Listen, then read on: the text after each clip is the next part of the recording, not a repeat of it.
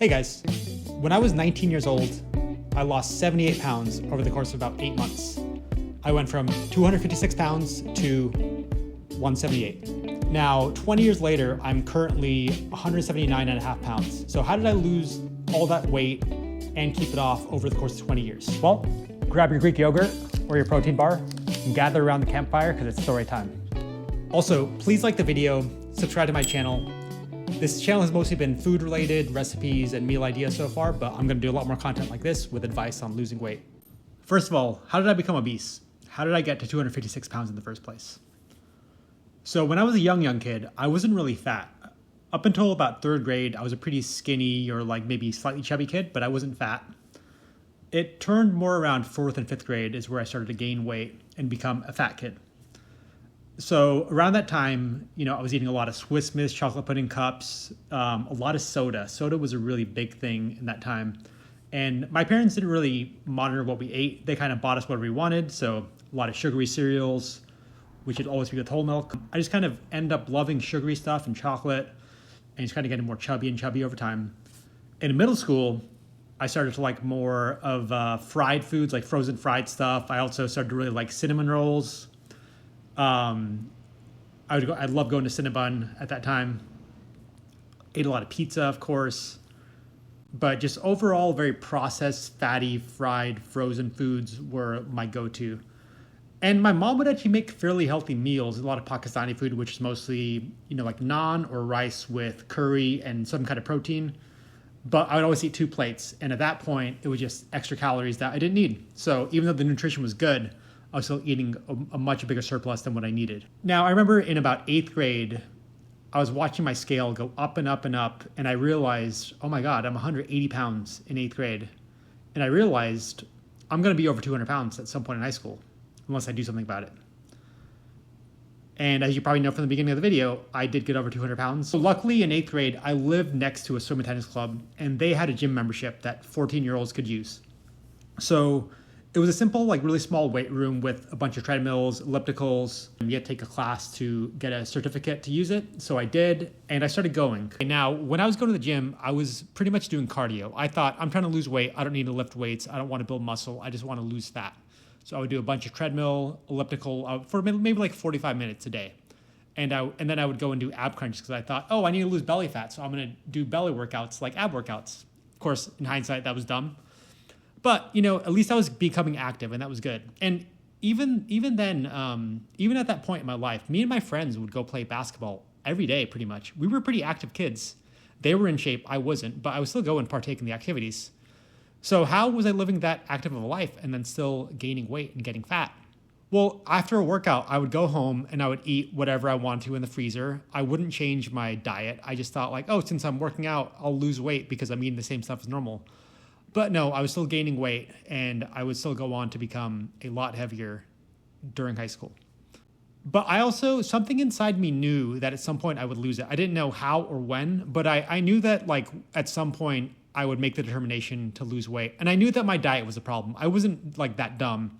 I knew that I had changed my diet, but I wasn't ready to do it. So senior year of high school is when I went over 250 pounds.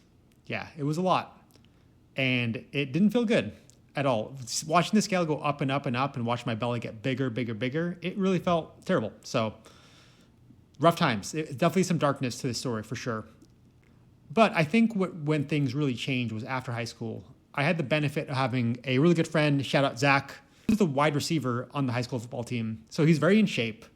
And somehow me and him were best friends. And he loved working out. He loved weight training. He knew a lot about dieting. And he offered me, he's like, hey, do you want help losing weight? I'll give you a hand. And I was like, yeah, sure, I'd love that. Someone offering to help. I was like, I didn't even didn't flinch. Yeah, of course. I was like, yeah, well, please. So me and him started working out. We would go to another swim and tennis club that had a gym. So he would go to the weight room. I would do cardio for maybe 30 minutes, and I would join him for weights after. And he kind of showed me some form stuff. I wasn't training to intense failure or anything, but I was training better than what I was doing before.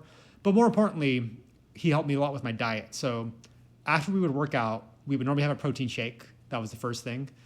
And we would go to this place called Submarina in Rancho Bernardo. Shout out Submarina. And they had these low-carb wraps, which were actually really good. Now, I'd go there and he'd get a sandwich, I'd get a wrap. And I remember asking him, like, hey, what kind of wrap should I get? He's like, well, you want something with a lot of protein, get the chicken Caesar wrap. I was like, okay. In hindsight, the Caesar dressing probably isn't the best call for what I was going for, but it was good. And more importantly, it was a wrap with high protein chicken, right? Chicken breast. Had dressing in it, sure, but also had lettuce, onions, tomatoes, sprouts, pepperoncinis, jalapenos. It was loaded with nutrition, meaning I was getting a lot more full than I would eating what I normally eat at home. It was a very easy adjustment for me to eat that because it was also really good, even if it wasn't the most fine-tuned macro meal possible. And I remember asking him, like, hey, what else should I eat when I'm at home? And he's like, well, be careful on the carbs. Don't eat too many carbs. We weren't saying go low carb necessarily or keto or anything like that, but he'd say eat some egg whites and some deli meat. You know, when you eat your mom's food, just like eat like half of a naan or like light rice.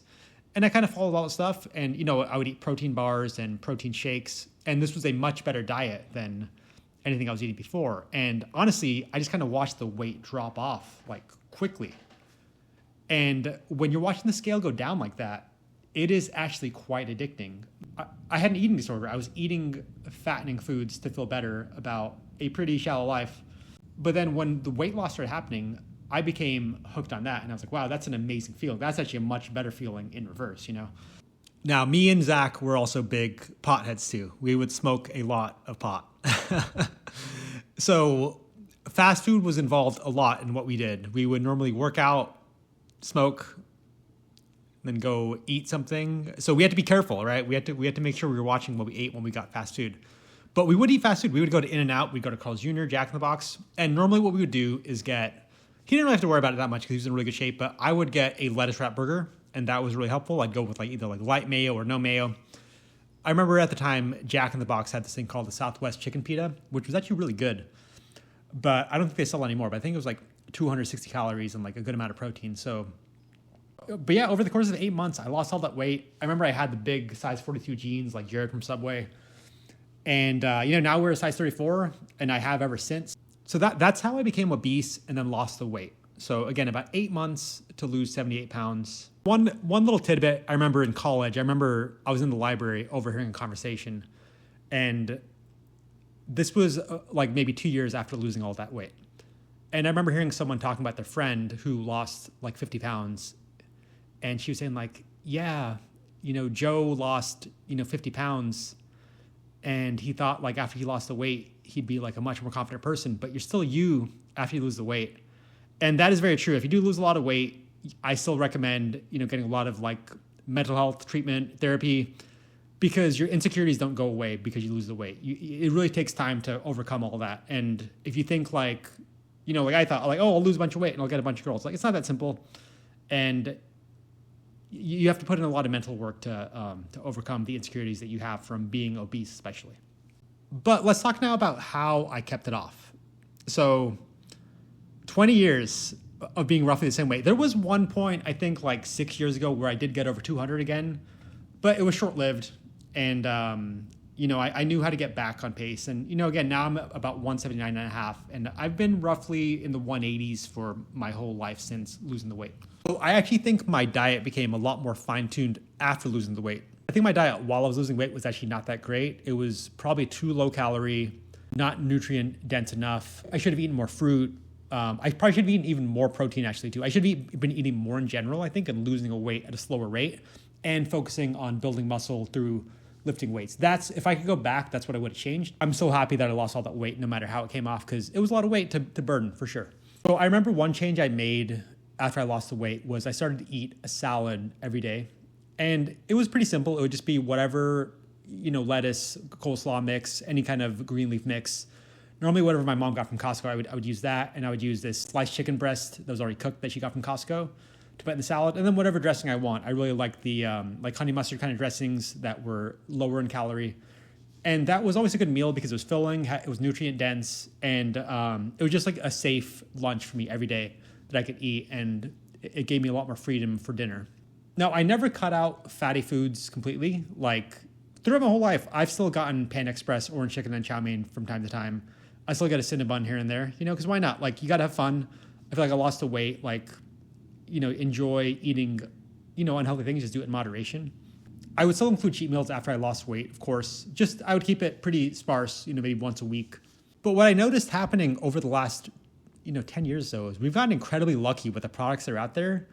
There are keto substitutes for everything. There's keto bagels, keto buns, keto hot dog buns, which means we can make all these like delicious foods we love, like burgers and hot dogs, and have them be pretty guilt-free. Because the keto, I'm not on a keto diet myself. The keto versions are a lot lower in calorie than the regular versions, so I end up leaning towards those. Like burritos too, there's so many good low-carb tortillas now. It's just made dieting kind of easy. And you might see some of the recipes on my channel, like the egg white grill or like ube cheesecake, like with all the sweetener substitutes and like low-fat cream cheese. There's just so many options. You can almost make anything they eat on the regular in a low-calorie version now, and it's great. Lately, I've been working on low-calorie cinnamon rolls. Look out for those soon. I've been making a lot of low-calorie pizza too. So there are definitely ways to do it. You just have to be willing to learn, and I will post more recipes that will help you guys with that. As far as exercise goes, to keep it off, I've pretty much done exercise 5 days a week ever since losing the weight. So I always kept that as a constant. Nowadays, I'm more focused on weight training and building muscle, whereas before I was much more cardio focused. I would just kind of run because I thought I want to keep the weight off. I don't want to gain any more and be back where I was.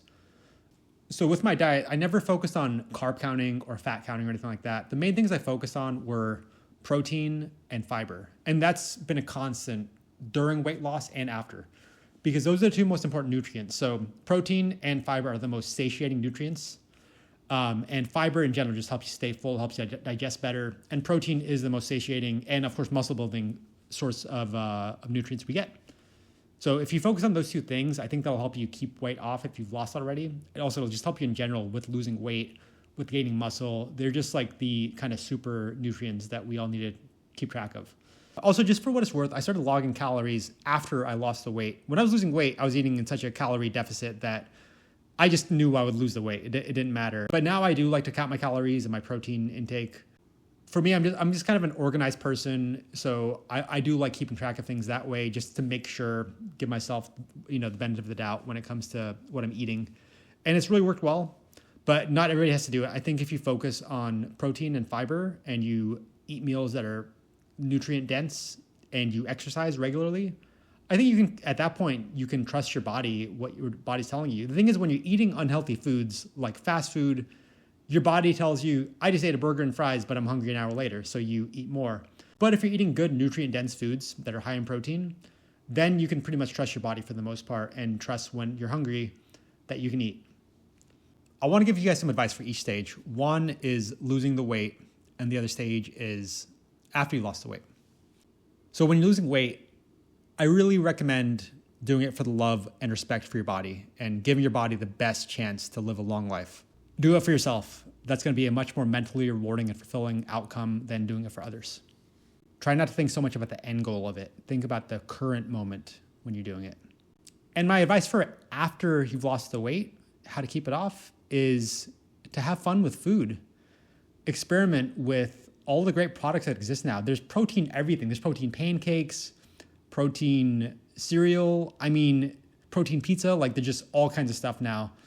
There's so much stuff out there now that makes it so much easier to keep weight off compared to when I was growing up. I sound so old, but you get the idea. There's so many good products that are marketed towards good macros and do a good job too. There's some terrible ones too, of course, but there are a lot of great products out there. And if you start to explore some cooking like I've done lately, I think you'll find it to be much easier to keep weight off if you put some effort in with the food. And also make sure to work out. That's very important. Keep it up. You're doing great. If you guys have any questions, comments, leave a comment down below. I'll reply, no problem. Once again, please subscribe to my channel. Please like the video. Much more food recipe ideas coming soon, and also more videos like this. And if you have any topics you want me to cover, please let me know in the comments, okay? You guys have a good one. Peace.